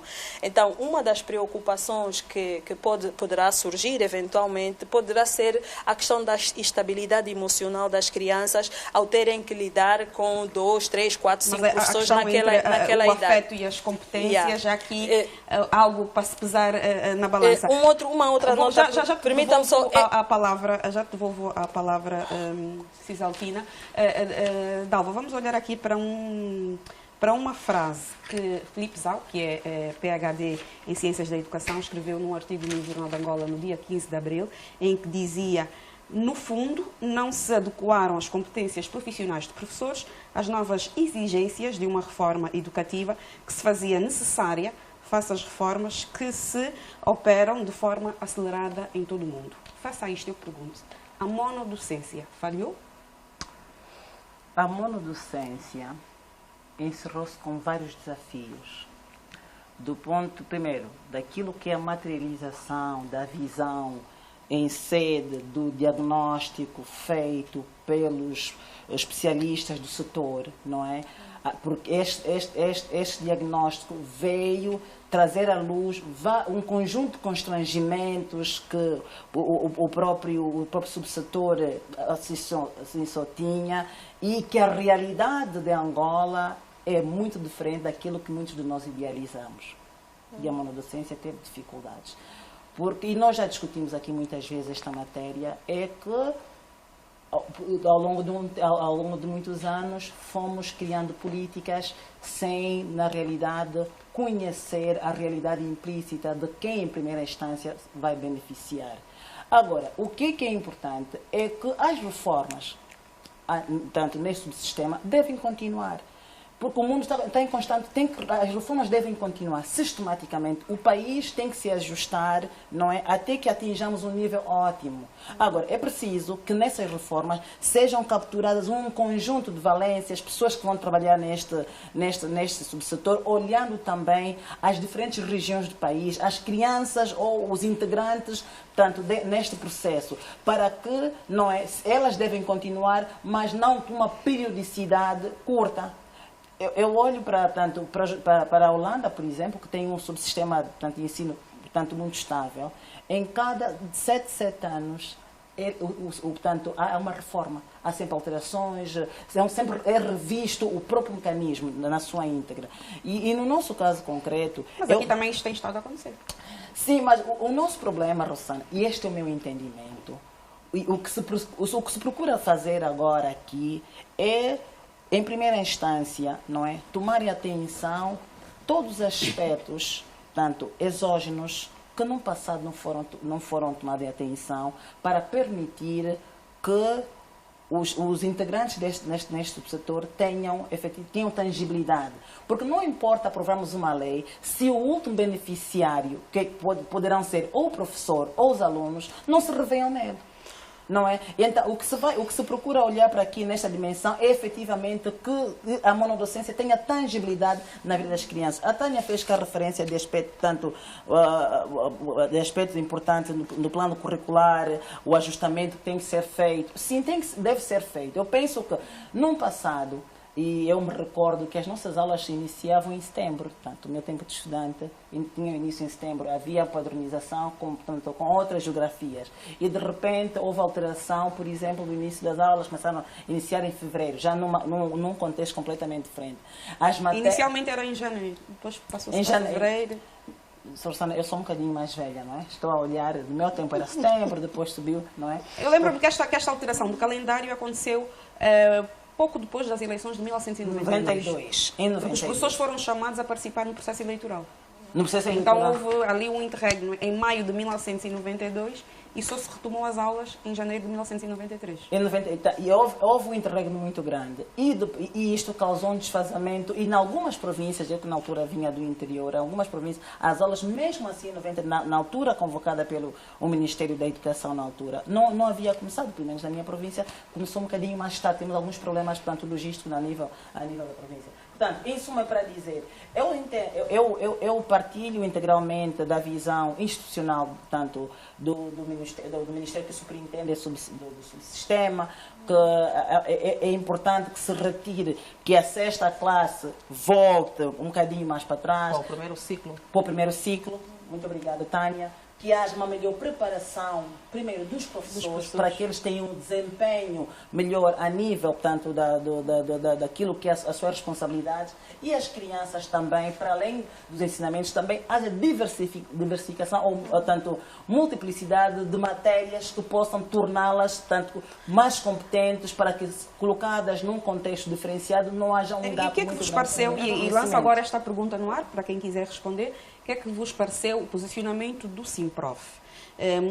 O Simprof mostrou-se satisfeito com esta decisão do Executivo e, na verdade, o Simprof já há muitos anos que vinha alertando o Governo que esta questão da monodocência não era algo eficaz, porque não se levou em conta a questão da qualificação dos professores. O que é que este posicionamento do Simprof vos parece? Bem, né? As suas solicitações, os seus apelos foram atendidos, o posicionamento deles foi coerente, né, com o que tem estado a dizer. Eu queria dizer, antes da Rossana me tirar a palavra, eu queria dizer que a retirada da monodocência da sétima, dessas classes quinta e sexta, por si só, ela não vai garantir a qualidade da educação, não é? E é por isso mesmo que foi agora aprovado, e vai ser discutido para depois, posteriormente, ser aprovado o regime jurídico para a formação dos professores, não é? E depois também o próprio currículo da formação dos professores, porque um dos pontos de estrangulamento da ineficiência da questão da monodocência tem mesmo a ver com essa formação. Portanto, há uma série de normas dentro desse regime jurídico que são muito interessantes e parece que há a possibilidade. Eu noto, por exemplo, que tem havido muito mais abertura e maior democracia para a discussão das questões da educação que durante muito tempo não havia, né? E há essa discussão, está nesse momento a ocorrer, né? Por exemplo, dizer que o professor tem que ter uma licenciatura e depois fazer agregação pedagógica para que possa transmitir. Agora, ainda sobre essa questão da monodocência, tem a questão depois de regulamentar, que a lei não traz, não especifica o regime para essas classes e vai-se ver, ainda tem que se definir em sede de regulamentação de diploma próprio, como é que vão funcionar as quintas e sextas. Se vão ser no sistema de um professor para cada disciplina ou se vão pegar professores, assistentes, enfim, isto é uma discussão também que as pessoas devem participar, pelo menos os especialistas, os técnicos, os próprios professores, com esta questão, a monodocência assistida deixa de existir, não é? A monodocência assistida chegou a ser anunciada em fevereiro deste ano. Nem devia... fica para trás. O posicionamento que o Simprof teve agora e a boa relação que está a estabelecer com o Ministério devia acontecer lá atrás. É que as coisas aconteceram no momento em que os sindicatos eram diabolizados, eram contra o sistema e falavam coisas produtivas. Nós estamos a fazer um trabalho agora que, se fossem ouvidos, de facto, estaríamos lá frente a resolver outras coisas. Quem elaborou a monodocência e fez, tinha a oportunidade de sentar com as pessoas afetas e afins ao ensino para juntos encontrar uma solução satisfatória. A requalificação do plano curricular de formação do professor está a ser feita agora que nós abolimos a monodocência. No entanto, nós nunca paramos de formar professores. Quem controla os magistérios primário em Angola foi o mesmo Ministério que aprovou a monodocência ou a reforma da educação. É assim, para os generais são-lhes atribuídos as vitórias e as derrotas. Não podia ser problema nenhum o antigo ministro admitir mesmo que a reforma falhou. Isto é uma questão muito interessante, Tânia, porque o ministro esteve à frente do Ministério, Pinda Simão, no caso, Sim. desde 2012, e ele dá uma entrevista em 2014 em que efetivamente não assume, e já naquela altura havia essa questão da monodocência e da falta de eficiência deste projeto, mas ele não assumia essa Nós questão. estamos em 2020. As pessoas sabem que, enquanto gestores públicos, são chamados até morrer para justificar os seus atos. Nunca vai admitir. Não vai admitir por quê? Porque quando você toma a decisão de comparar o teu sistema de ensino, porque os teus netos estão a estudar lá fora e quando chegam lá têm que ter 6º ano com instrução primária, sem reparar os prós e contras, o Simprof não existe agora. Aliás, é o único sindicato que está reconhecido. O Simprof tem sido uma força da sociedade civil, se quisermos considerar, muito ativa. E sempre esteve atrás naquelas questões do ensino. Tem mais de 20 anos. Era marginalizado como as pessoas contra a estabilidade. Não sei se me faço perceber. Hoje são aplaudidos e vemos que, na verdade, sempre tiveram razão. Não é concebível, se tu que formas os professores... Eu estou a falar assim porque eu tenho a formação de instrução primária.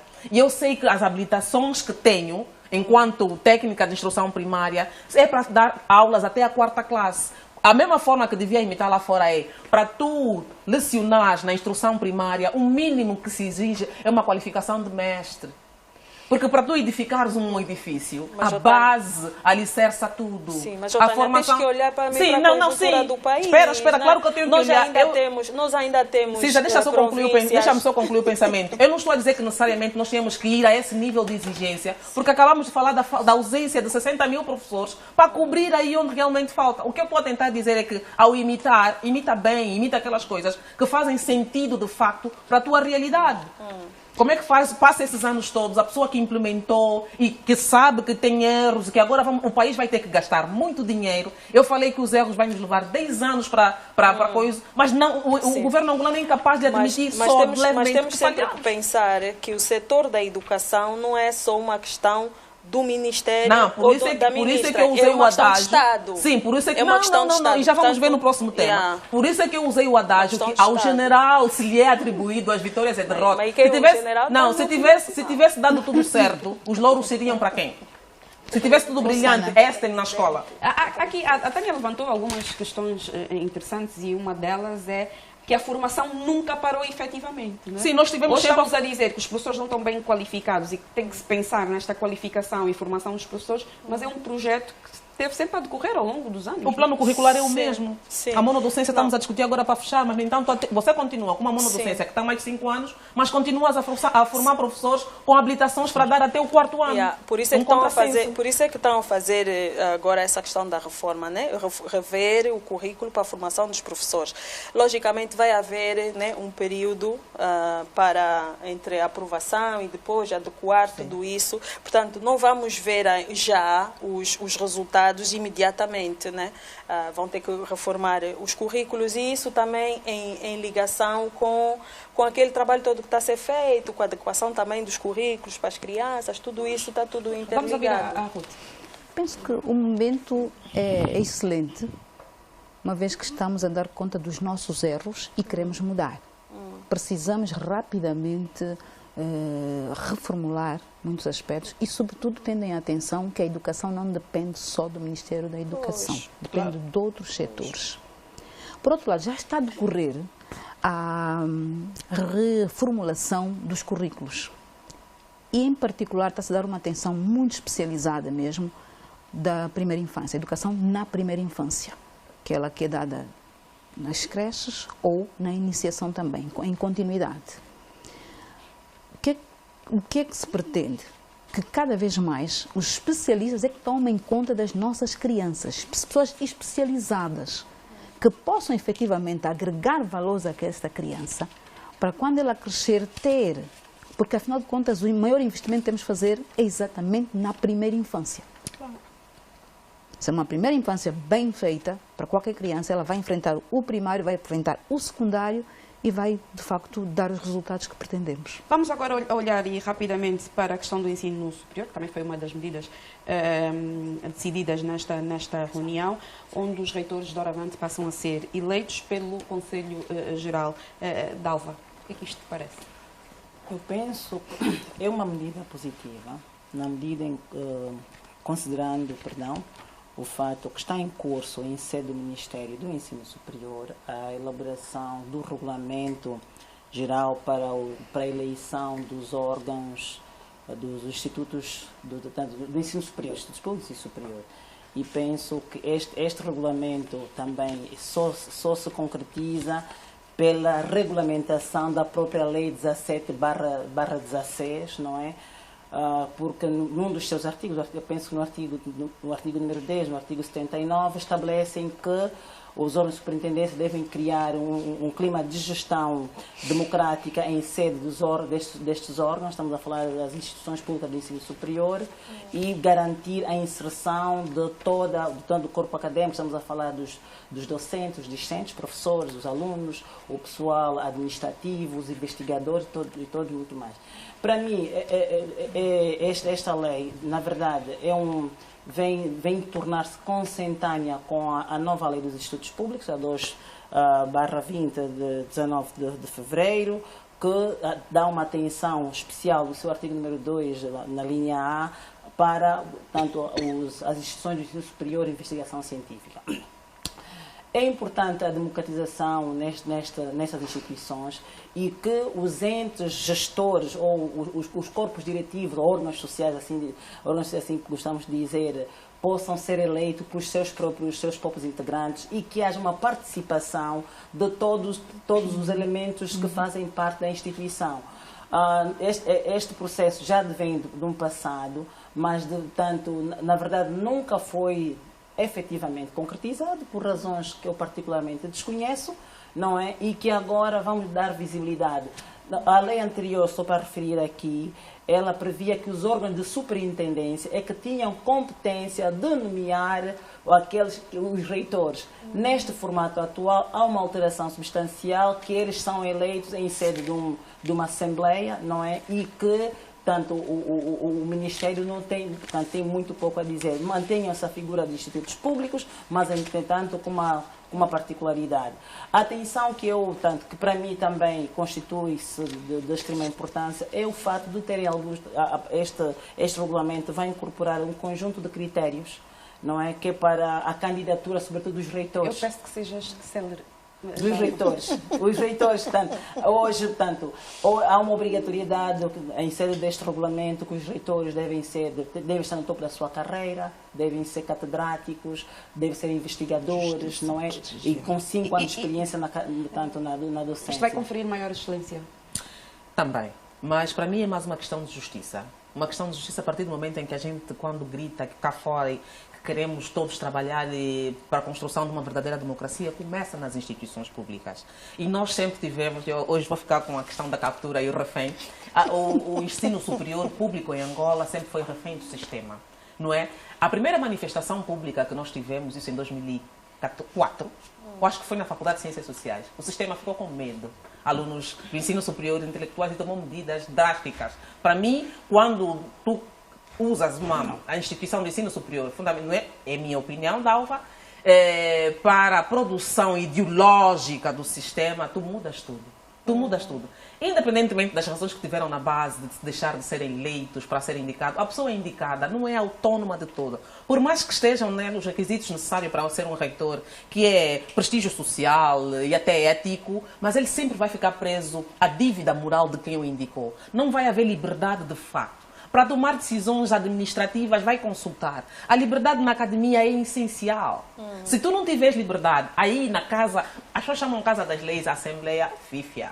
É universidade, é onde você cresce, é onde você aprende a pensar, não só o país. Você se conhece como gente, como cidadão, na academia, na discussão aberta e democrática. Quando numa instituição tu não podes falar abertamente do que pensas do sistema público, você não tem liberdade. Tens medo que o reitor está a vir e depois nunca vais passar naquela disciplina. O que é que foi feito, por exemplo, da nossa faculdade de Direito? Aonde é que vão parar os estudantes que estão lá? E por que é que todos vão parar onde param? Não é? É só para a gente perceber que a liberdade, a construção de democracia começa quando a gente começa por eleger quem realmente está na frente dos destinos. Temos mais um tema e temos mesmo que terminar e rapidamente com a Ruth e a Cisaltina. Ruth.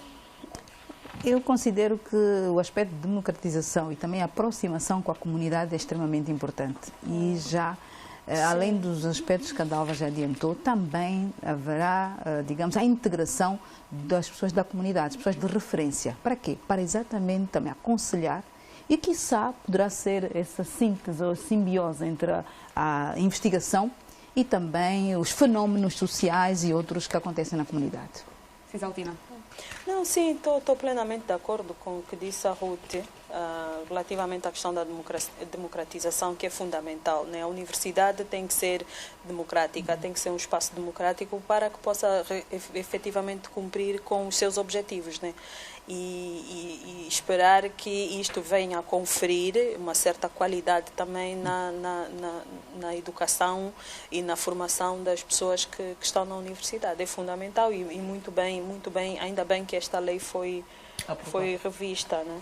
Tempo para o último tema. A medicina tradicional vai ser integrada no Sistema Nacional de Saúde. É uma decisão que saiu da reunião do Conselho de Ministros desta quarta-feira, onde o Executivo também apreciou a lei e política do voluntariado. Vamos olhar mais aqui para a questão da medicina tradicional, uma vez que se trata de algo inédito. Dalva, o que é que tens a dizer? Tânica. Rosana, e assim muito telegraficamente, a medicina tradicional, tanto em Angola ou em África, é muito mais antiga que a medicina chinesa, se considerarmos a África como o berço da humanidade. Antes da chegada dos colonialistas ou dos colonizadores, não é? A medicina africana sempre ocupou um papel preponderante, se considerarmos a diversidade, portanto, do nosso relevo, da nossa flora, portanto, angolana. E com a modernização da ciência, grande parte daquilo que são os nossos recursos florestais foram importados e levados, não é, identificados internamente e levados para fora, tratados de forma científica para a cura, para a terapia, a prevenção de algumas enfermidades. E, tanto, olho para esta iniciativa bastante oportuna. Na verdade, a Organização Mundial da Saúde tem, tanto, um departamento que responde para a medicina alternativa, não é? E que tem publicado vários artigos encorajando os Estados para adotarem tanto políticas públicas visando a identificação de formas alternativas para a terapia das A ministra Silvia Lutucuta, por acaso, tocou nisto. E penso que muito bem. E para referir também que em sede do tratamento da Covid, em algumas geografias, quer africanas também como asiáticas, eu digo concretamente na Tailândia e na China, têm sido utilizadas também medicinas alternativas, não é?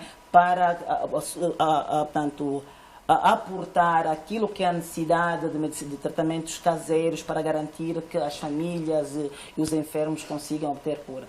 No nosso caso, portanto, mais uma vez, é fantástico.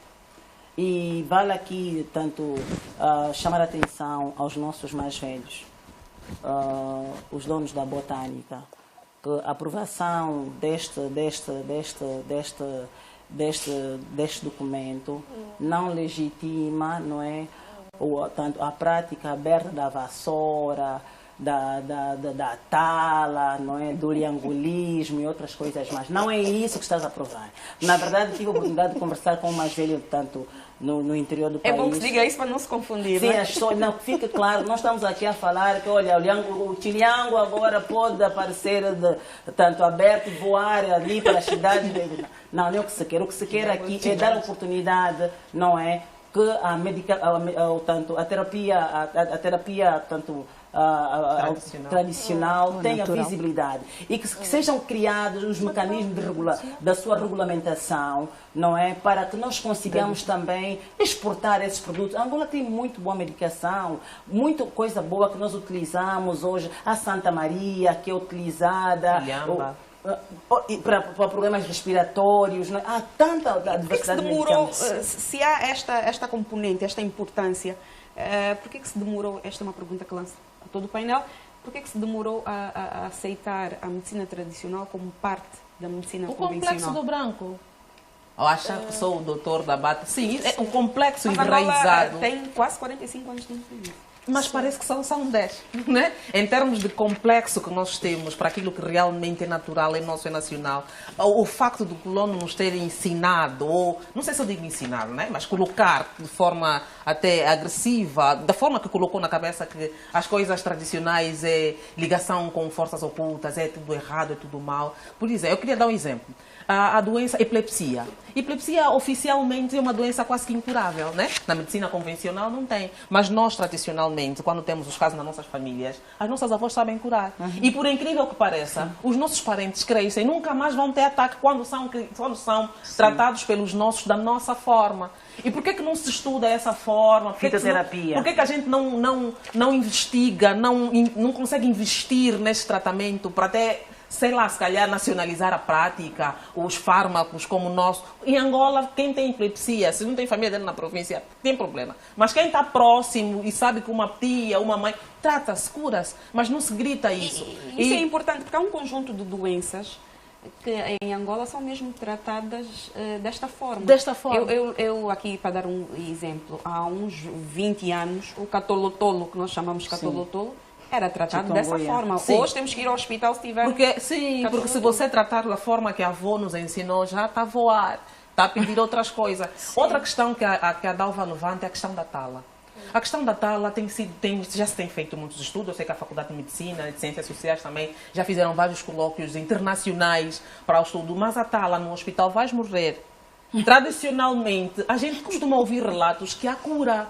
Não é? Os nossos naturopatas, os nossos médicos tradicionais, independentemente da forma que os consideraram, quer dizer, a gente às vezes, não sei se isso não é preguiça mental, é complexo mesmo, é complexo. Mas já também uma série de passos, né, que precisam ser dados para se chegar a isto, né, que se chegou. Eu lembro que já em 2012 se falava sobre isso, da necessidade já se defendia a inserção da medicina tradicional no Sistema Nacional de Saúde.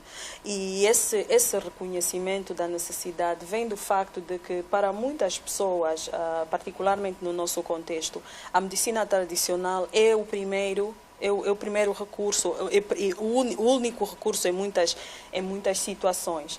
A Nigéria, em 1966, já o governo, o Ministério da Saúde, em 1966, tinha criado um programa dentro da Universidade de Ibadan para fazer-se uma pesquisa sobre as ervas e todas as plantas locais, no sentido de padronizar e depois regulamentar a sua aplicação. Depois, a seguir disso, isto passou a ser introduzido, foi regulamentado, né, para dizer como é que se tem que tomar, porque em muitas situações nós vemos casos de pessoas que chegam a morrer porque, sabe-se que tal erva cura, mas depois não se sabe as dosagens, né, as pessoas vão e exageram. Então, por isso que estou a falar dessa necessidade de se fazer essa pesquisa, não é? E depois regulamentar para dizer que, da mesma forma que a gente padroniza a aplicação, a utilização do paracetamol, tem que também se fazer este trabalho. E há evidências bastantes de que da eficiência da medicina tradicional. Países, por exemplo, como a Zâmbia, a Malawi, Nigéria, Gana, nesses países, 60% das crianças que são acometidas por febres altas resultantes da malária, o primeiro tratamento é feito com estas ervas. Por quê? Porque estes países já deram esses avanços. Então, nós aqui em Angola, o desafio, ou se calhar, o que tem que acontecer agora, depois de se concluir politicamente que há essa necessidade que se vai fazer, há uma necessidade gritante de se investir na pesquisa, não é? Pesquisa, e essa pesquisa obviamente tem que ser financiada pelo Estado. E isso aqui também nos leva a questionar como é que nós estamos, a nível da Angola, no financiamento para pesquisa e investigação científica. Não andamos muito bem neste particular. Portanto, é preciso ver se nós... Sim.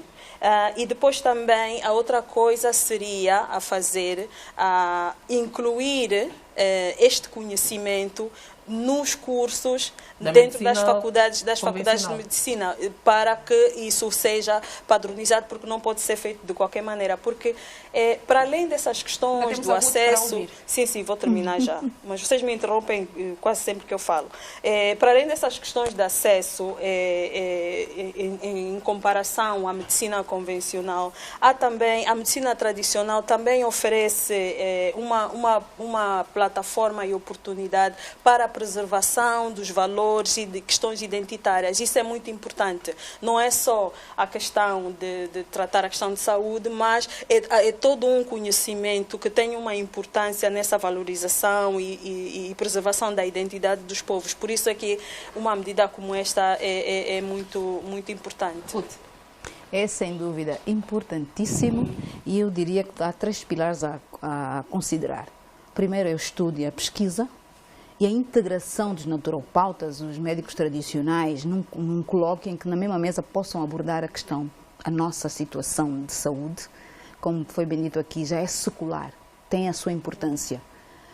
O segundo pilar é a divulgação, também pesquisa, juntando a divulgação daquilo que são a nossa riqueza, digamos, de botânica, de plantas, enfim, medicinais. Já há alguns estudos feitos conheço até um estudo feito por uma alemã, e que trabalhou o antigo Ministério da Família e Promoção da Mulher, trabalhou nesta perspectiva que acho que devia ser aproveitada. A outra seria a fiscalização. Tem que se fiscalizar quem faz o quê e aonde. E essa fiscalização vai também permitir que haja um mapeamento. Onde é que esses naturopautas, os médicos tradicionais estão? O que é que fazem, como fazem? Que impacto é que têm na comunidade? Que tipo de tratamento fazem?